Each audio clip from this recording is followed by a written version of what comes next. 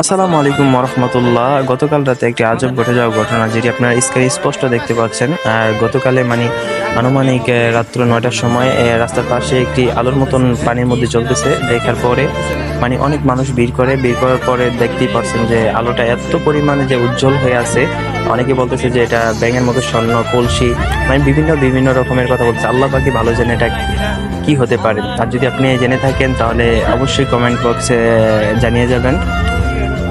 আর ভিডিওটা কোথায় বা এই ঘটনা কোথায় ঘটছে এটা আমিও কমেন্টে বলবো আপনাদেরকে। আর এটা অবশ্যই গুজব না, যেটা আমি নিজের চোখে দেখছি এবং কি এই ভিডিওটা আমি নিজেই করছি। আর ভিডিওটা দেখার জন্য কালকে এত মানুষ হয়েছে, এত মানুষ আমার থেকে ভিডিওটা নিয়েছে, অসংখ্য মানুষ। আর কিছু ছোট ভাই বেড়াতে আছে, সেটা বলতেছে রাজু ভাই পাইছে। আসলে ভাইয়া সেটা এমন না, ও মিথ্যা কথা। আর ভিডিওটা যদি আপনি কোথাও দেখে থাকেন তাহলে কমেন্ট বক্সে জানাবেন, পুরো ভিডিওটা দেখেন।